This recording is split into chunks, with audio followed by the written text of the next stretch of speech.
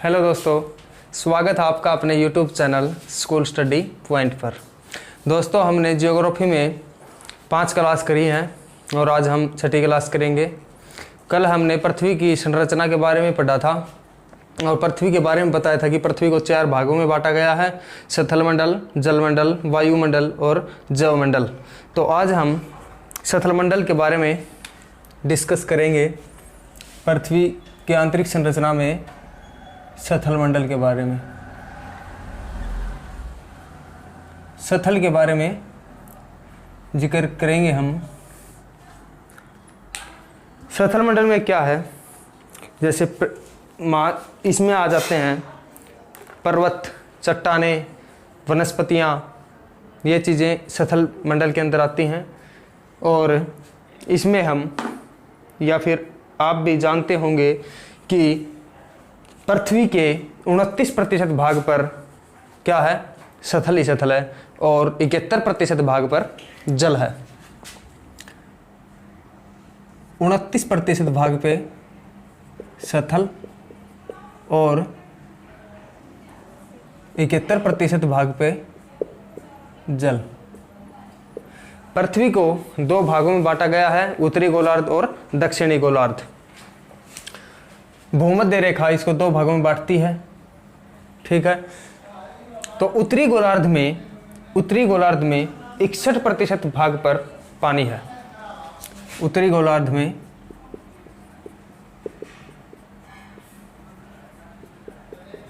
61% भाग पर जल है और दक्षिणी गोलार्ध में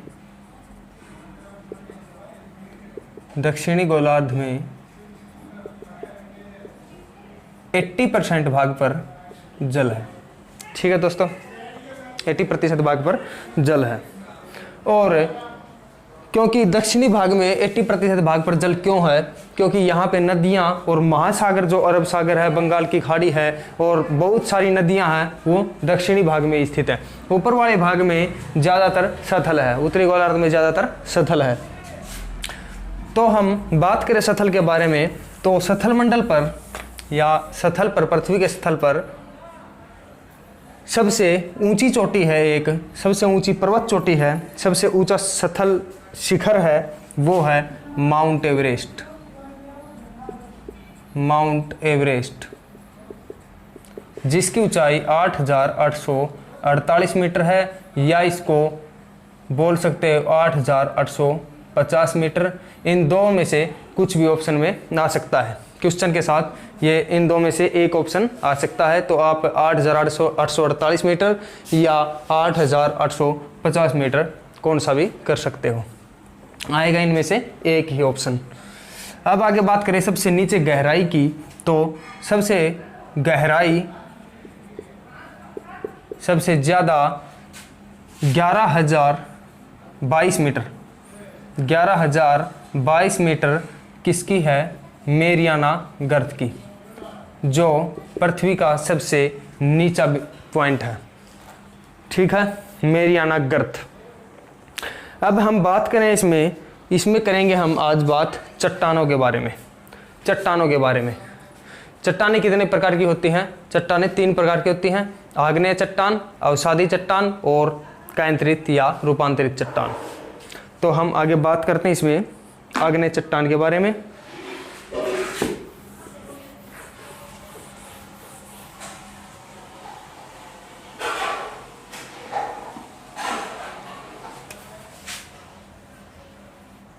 आग्नेय चट्टान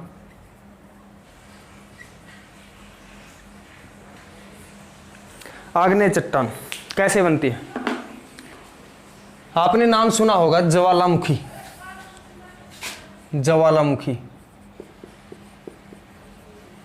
हम नेक्स्ट वीडियो में ज्वालामुखी के बारे में ही डिस्कस करेंगे। ज्वालामुखी के बारे में सुना होगा।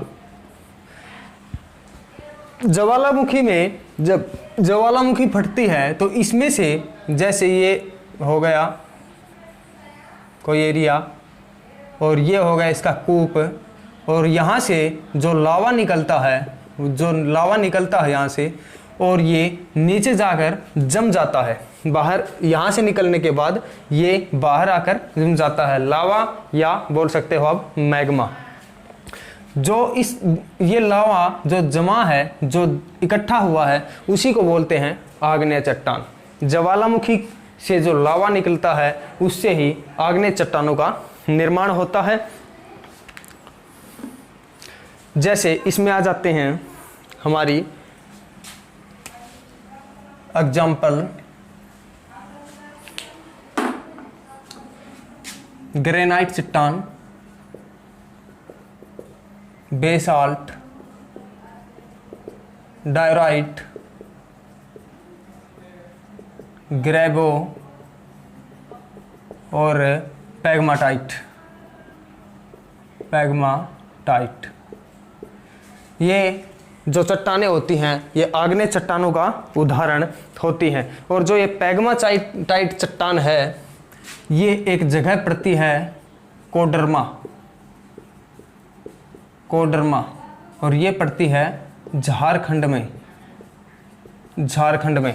इस चट्टान में सबसे ज़्यादा अभ्रक पाया जाता है। इस चट्टान में इन्हीं चट्टानों से मिलता है और इन्हीं चट्टानों से सबसे ज़्यादा अभ्रक मिलता है जो झारखंड में है। इनसे क्या मिलता है? अभ्रक, जो झारखंड में है। ठीक है। और यह जो आग्नेय चट्टान है यह जीवाश्म रहित होती है और इसमें परतें भी नहीं जमती। ये इसमें जीवाश्म रहित होती है और इसमें परतें भी नहीं जमती। आप एक बात बताइए, जब ये लावा निकलता है यहाँ से, लावा बहुत ही ज़्यादा गर्म होता है। किसी भी चीज़ को अगर अपने अंदर मिला ले तो उसको पिघला सकता है, अपने अंदर ही मिला लेता है। यहाँ पे जीवाश्म क्या मतलब है? जीवाश्म मतलब जीव जंतु या वनस्पतियों से संबंधित बात है। इसमें यदि कोई पेड़ टूट के या बह के यहाँ पे आता है, इसके अंदर मिलता है, तो वो गलेगा नहीं, उसको बिल्कुल चूर चूर कर देगी, अपने अंदर ही मिला लेगी। तो इसमें जीवाश्म भी नहीं बचेगा। और ये परतों की बात करें हम, इसके अंदर कोई भी चीज़ मिले या फिर ये लावा यहाँ पे आ गया, फिर और आया तो इसमें यहीं पे मिल गया, ये इकट्ठा होता गया, ये जाके ऊपर चट्टान बनने लगी। ठीक है।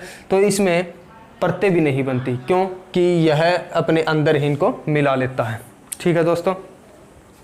और एक बात, जो हमारी जो बेसाल्ट चट्टानें होती हैं, बेसाल्ट चट्टानें, इसमें लोहे की मात्रा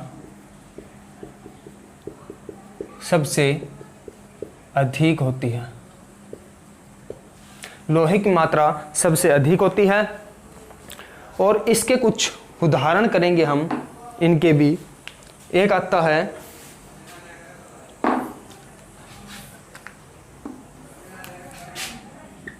बैथोलिथ चट्टान।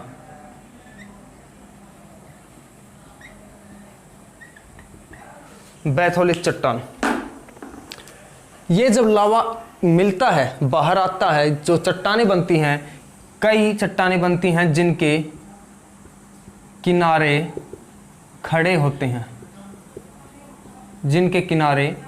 खड़े होते हैं, उनको बोला जाता है बैथोलिथ चट्टान। दूसरी बात करें हम, एक आती है लेकोलिथ।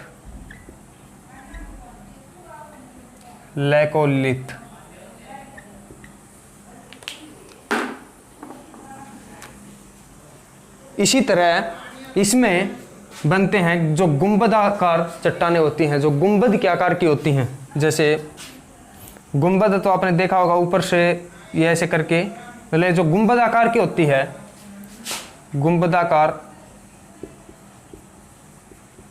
आकार की चट्टानों को लेकोलिथ चट्टान कहा जाता है। और ऐसी चट्टानें जो हमारा ये उत्तरी अमेरिका है, उत्तरी अमेरिका, इसके पश्चिमी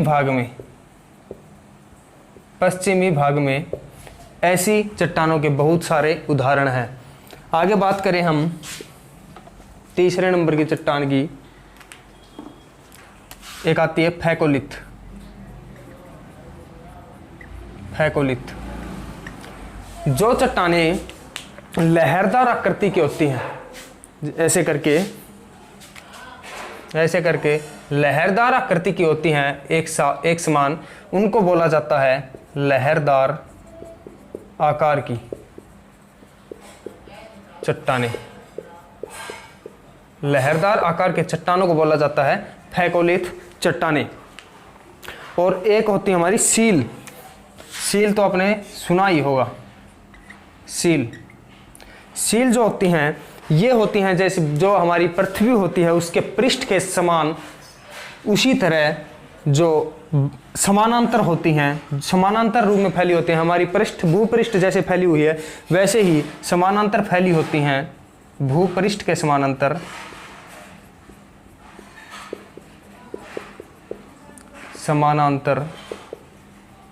फैली चट्टानों को कहा जाता है सील। और यह चट्टानें झारखंड और छत्तीसगढ़ में बहुत ज़्यादा मात्रा में पाई जाती है। झारखंड और छत्तीसगढ़, इनमें बहुत ज़्यादा मात्रा में पाई जाती हैं। अब आगे हम बात करेंगे अवसादी चट्टानों की। ये हो गई हमारी आग्नेय चट्टान के बारे में। इससे बाहर कोई क्वेश्चन नहीं आता, ठीक है।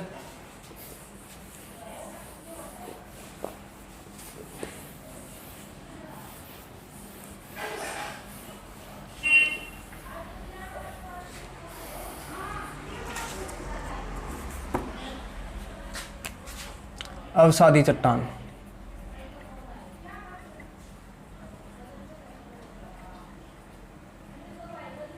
अवसादी चट्टानें। अवसादी चट्टानें क्या होती हैं? आग्नेय चट्टानों के टूटने से जो चट्टानें बनती हैं, आग्नेय चट्टानों के टूटने से जो चट्टानें बनती हैं, उन्हें बोला जाता है अवसादी चट्टान। जैसे इनके उदाहरण हैं बलुआ पत्थर,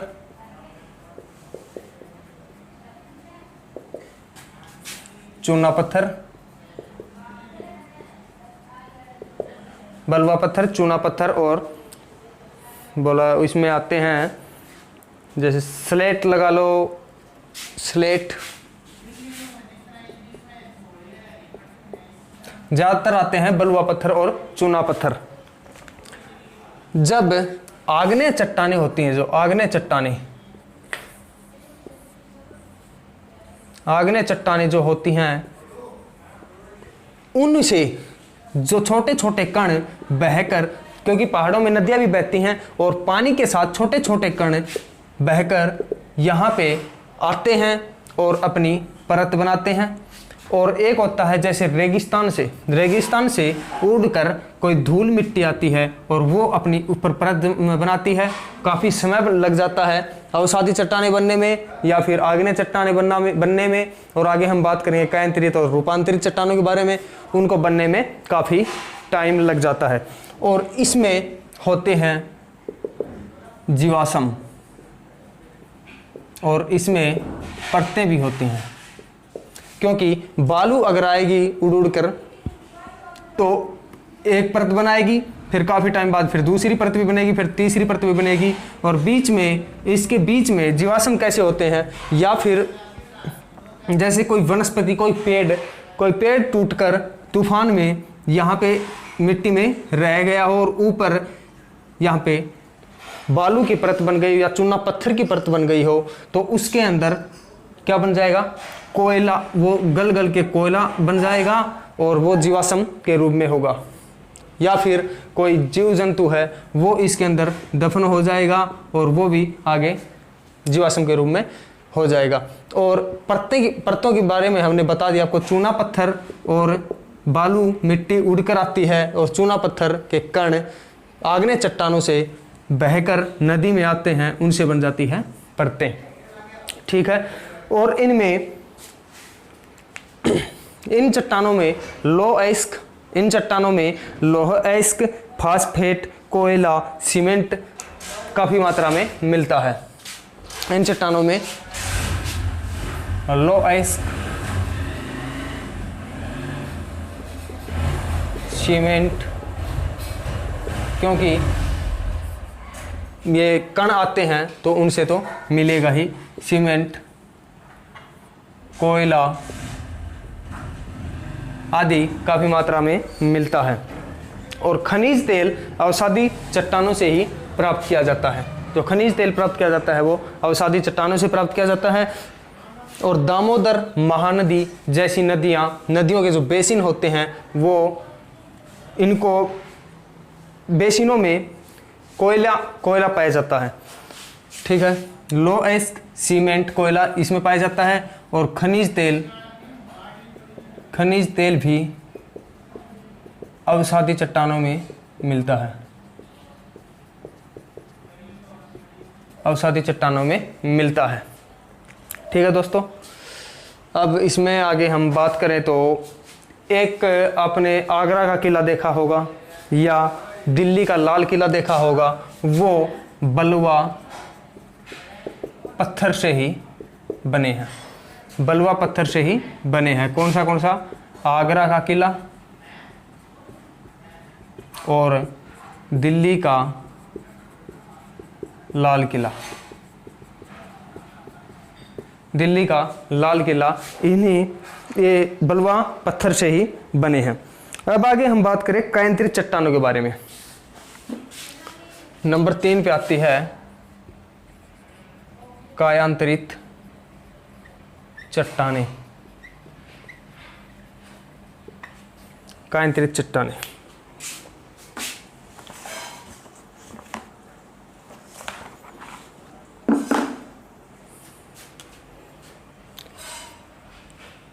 कायांतरित चट्टानें कैसे होती हैं? जैसे ताप, दाब आदि रासायनिक क्रियाओं के कारण आग्नेय चट्टान व अवसादी चट्टानों से मिलकर जो बनती हैं वो होती हैं कायांतरित चट्टानें। मैंने आपको अभी बताया था जीवाश्म के बारे में। ठीक है, जीवाश्म के बारे में बताया था और परतों के बारे में बताया था। इसमें न तो जीवाश्म होते हैं और न ही परतें बनती हैं। परतें और जीवाश्म सिर्फ अवसादी चट्टानों में ही पाए जाते हैं। इनमें मिलते हैं जैसे संगमरमर, क्वार्ट्ज, हीरा, ग्रेफाइट, ये इनमें पाए जाते हैं। और कायांतरित चट्टानों में हीरा, ग्रेफाइट, संगमरमर और ये क्वार्ट्ज कैसे बनते हैं? इसमें सीधे तो नहीं पाए जाते। एक बात बताओ, मैंने आपको इसमें बताया कि जीवाश्म जो जीव जंतु होते हैं या पेड़ पौधे होते हैं, जीव जंतुओं से, पेड़ पौधों से जब इसमें दबते हैं, ऊपर परतें आती हैं तो ये काफ़ी समय बाद गलती भी हैं और आगे चलकर इनमें कोयला होता है।